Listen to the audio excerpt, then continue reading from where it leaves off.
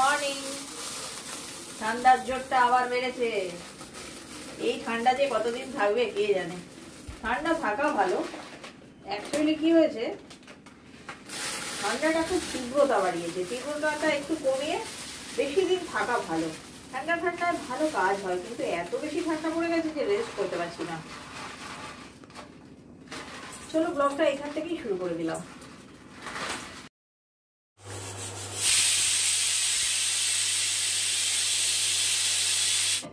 কচুরি আসবে ফ্রেন্ডস, কচুরি। সেই জন্য তার ডাব্বা বেরোচ্ছে। সে ঘোড়া নয়তো সেই প্লাস্টিকে ভাঁড়ে দিয়ে দেবে, সে এক প্রবলেম। তার থেকে আমি আমার ডাব্বা দেবো, ডাব্বায় ভরে দেবে। খুঁজি স্মলেস্ট ওয়ান। সেটা যে আমরা খুব মাপ মতো ওই যখন একটি দিয়েছি, ওটার ওপরেরটাই আমি রেমিকে মাটন পাঠিয়েছি। বাকি সব আছে বড় বড়। একটি ছোট মতো দিলাম, পছন্দ হলো না। ওটা নাকি খুব ছোট, স্কুটারে আনতে গেলে ওটা নাকি জার্কিংয়ে উপচে যাবে। তাই জন্য এক সাইজ বড়ই দিলাম। আর আজকে বাদামগুলো এখনই ভেজালাম, এই 10-15 মিনিট ভিজুক। তারপরে এটা আমি এই ব্যাক ক্যামেরায় রেকর্ডিং করার একটা প্রবলেম আছে, ঠিক মতো বুঝতে পারা যায় না যে আমি কতটা ফোকাস হচ্ছি। না তো এইখানে ডাইরেক্ট তোমাদের সঙ্গে একটু কথা বলে নেওয়া যেত। এই দেখো, আপাতত একটা পদ আমি নামিয়ে নিয়েছি। কি না, করলা সেদ্ধ। এখনও আলু সেদ্ধ হয়নি। আমাদের তো একসঙ্গে করলা আলু সেদ্ধ করা হয় না, কারণ না করলার সঙ্গে আলুর স্টার্চ যাতে মিশে না যায়, সেজন্য আমরা আলাদা আলাদাভাবে সেদ্ধ করি। আর আপাতত আমি খুঁজে মরছি মুগ ডাল। এই অন্ধকারের মধ্যে আমার চোখে মুগ ডাল আর গোবিন্দভোগ চাল প্রায় একই রকম লাগে। একবার কি করেছিলাম জানো তো, চিনিতে আর গোবিন্দভোগ চালাতে মিশিয়ে ফেলেছিলাম, ভালো করে দেখতে না পেয়ে। তারপর থেকে আমি ভীষণ সাবধান। পাখি যেন জাগে, চঞ্চল মন অন্না হয়, জিতার ছোঁয়া লাগে। গতকালের কাঁচাগুলো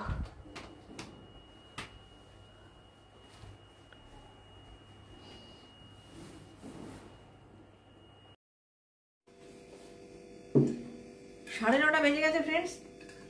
শেষ চ্যাটার্জি বাজারের থলি আর এই কচুরি নামিয়ে দিয়ে আবার দৌড়ালো। মানে আমার কাছে জিজ্ঞেস করে গেল যে আর মাছ তো আমরা খাই না নাকি। ও খায়, মানে অ্যাকচুয়ালি আমি খেতে চাই না, তো নেবো কিনা। আমি বললাম যাও একটু নিয়ে এসো। আমি খাই না, মধুবন্তী তো মাছ খুব কমই খায়, মাছ খায়, দেখা যাবে ট্রাই করে। আমার খেতে ভালো লাগে না। মধুবন্তীকে খাবারটা দিয়ে দিই। অমরের খাবে বলেছিল, আজকে এসেছে অমরের কচুরি। অমরের কচুরির একটাই প্রবলেম, সেটা হচ্ছে একটু মিষ্টি দেয় না। অমর আনেনি। এটা একটা মারওয়াড়ি দোকান আছে আমাদের এখানে, নাম জানি না। চলো মধুবন্তীকে দিই। মধুবন্তী কটা খাবে? 4টে খাবে। 4টে দিই। সুন্দর খেতে। এর মধ্যে তেমন কিছু স্টাফিং থাকে বলে মনে হয় না, মশলাপাতি থাকে।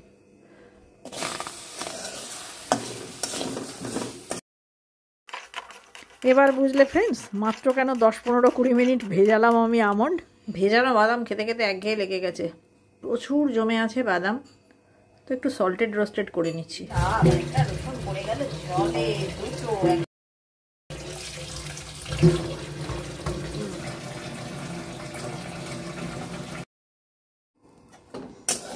হয়ে গেছে, ফাটতে চালু করেছে। এই যে আওয়াজটা পেলে, হয়ে গেছে। এবার ঝেড়ে নিয়ে নিতে হবে। আজ তো প্রচুর দেরি হয়ে গেল, 10টা বেজে গেল ব্রেকফাস্ট সারতে। এ হচ্ছে মধুবন্তীর কুসুম, যেন মানে জমে লিক করে না যায়, যেই ভাঙবে কুসুমটা যেন মোটামুটি জমে যায়। মানে এটাকে নাকি বলে এগ ফ্রাই। এই ধরনের পিওর যে, মানে যেটাকে অ্যাকচুয়াল এগ পোচ বলে, সেটা আমাদের বাড়ি কেউ খায় না। সবাই দুদিক ফ্রাই খায়, কিন্তু শেষ স্ট্র্যাটেজির হালকা লিক করবে ওইটা পছন্দ, কিন্তু মধুবন্তীর লিক করলে চলে না। চলো হয়ে গেছে আশা করছি। তাহলে বুঝতে পারছো কি চাপ। ডিম ভাজারও খুব চাপ। বললাম ফ্রেন্ডস, আর মাছ আনতে গেছে, পারমিশন নেই, তো আর মাছ বক্সিং করে দিলাম। আজকে তো আর মাছ রান্না করব না, আজকের অন্য প্রিপারেশন রেডি হয়ে গেছে। আমার হাতে যেন কোনো চুল জাতীয় কিছু লাগলো, সেইটা সামনে করছি, সর্বত্র চুল। এই দেখো ফ্রেন্ডস, কোফতা রান্না করেছিলাম, সে তো তোমাদের সঙ্গে শেয়ার করা হলো না, মানে সেদিন ভিডিওই করিনি। তো কটা কোফতা গড়া অবস্থায় রেখে দিয়েছি, আজকে ডাল দিয়ে ফ্রাই করে খাওয়া হবে। মাছের ঝোল আছে সঙ্গে এটা।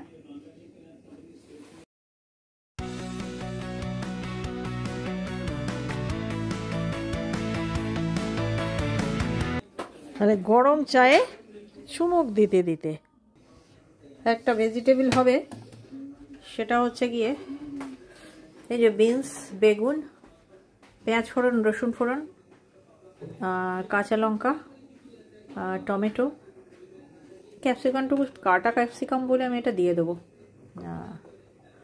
আর লাস্টে পড়বে ধনেপাতা, আর নুন, হলুদ, আর কোনো গুঁড়ো মশলা পড়বে না। রসুন ফোড়ন,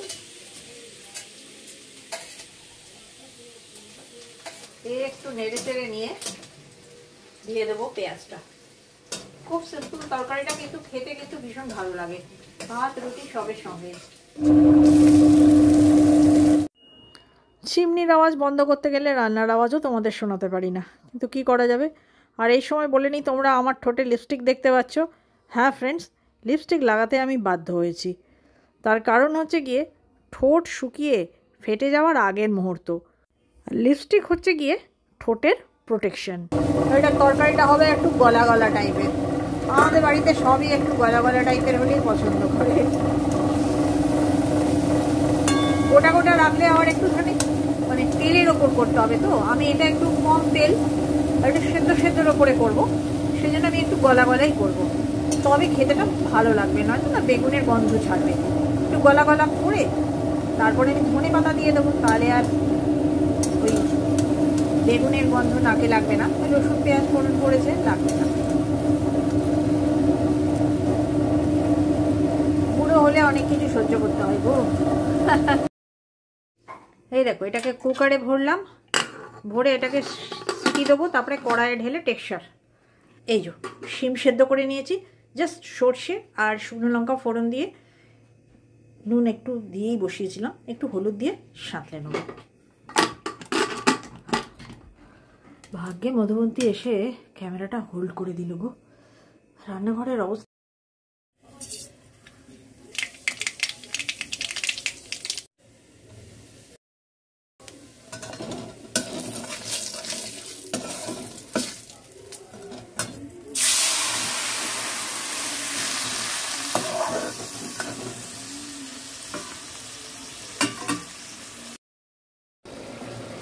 চলো ফিনিশিং টাচ।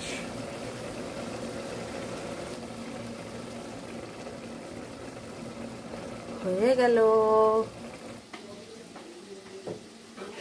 এই দেখো, দেখতে এরকম, খেতে দুর্দান্ত হয়। এটা আমি দুটো বলে ভাগ করে রাখছি, কারণ মধুবন্তী হয়তো এটা খাবে না, ওর জন্য অন্য কিছু করতে হবে। আর আমাদের এই বড় একটা বলেই হয়ে যাবে, ছোট বাটিটা রেখে দেওয়া যাবে নেক্সট দিনের জন্য। পরে ভাবলাম মধুবন্তীর জন্য আলাদা আর কি করব, আবার আলাদা করব তো সেটাও ফ্রিজের কোণে চলে যাবে, তার থেকে কোফতা দিয়ে একটু কারি বানিয়ে দিই। তাই জন্য সিএস চ্যাটার্জিকে দিলাম যে আমাকে একটু পেঁয়াজ কেটে দাও।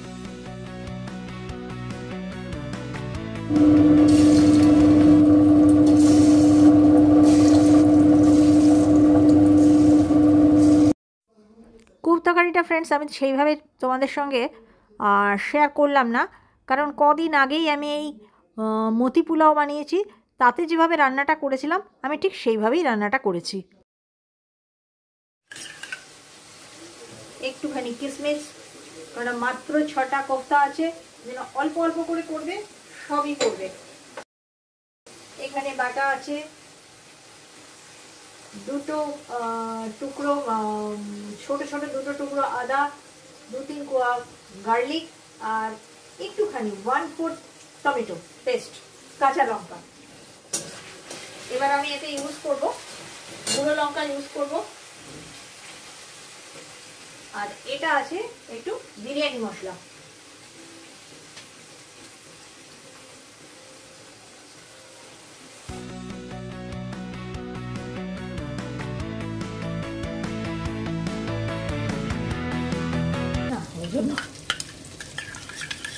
আচ্ছা, এইটা একটু দই দিয়েছি, আর দইয়ের মধ্যেই আমি এই যে বিরিয়ানি মশলা নিয়েছিলাম সেটা আর একটু গোলমরিচ নিয়ে নিয়েছি যাতে দইটা ফেটে না যায়। ব্যাস এইটা দিয়ে দিলেই আমার সব মশলা দেওয়া হয়ে গেল। এটা দিয়ে ভালো করে কষে জল দিয়ে ফুটলে এই কোফতা ছেড়ে দেওয়া।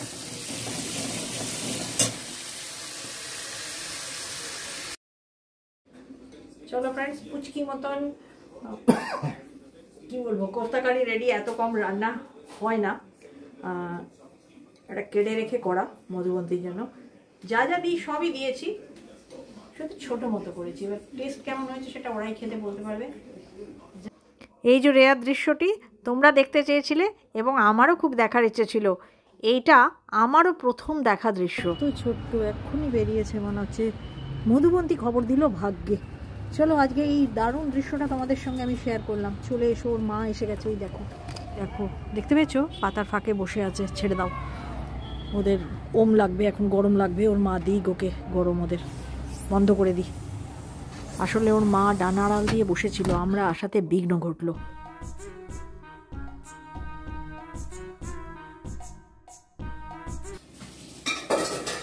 তাহলে ফ্রেন্ডস, আজকের লাঞ্চ মেনুটা তোমাদের সঙ্গে শেয়ার করে দিই।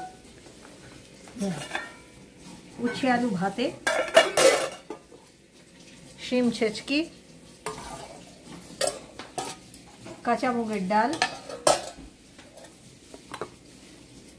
বিনস আর বেগুনের তরকারি, আমাদের ফুলকপি মাছ, আর মধুবন্তীর চিকেন কিমা কোফতা কারি। তাহলে ফ্রেন্ডস, আজকের মতো ব্লগটা আমি এখানেই শেষ করলাম। সঙ্গে দেখো আগামী দিনে। আর যদি তোমাদের আমাদের ব্লগ একটু ভালো লেগে থাকে, প্লিজ সাবস্ক্রাইব।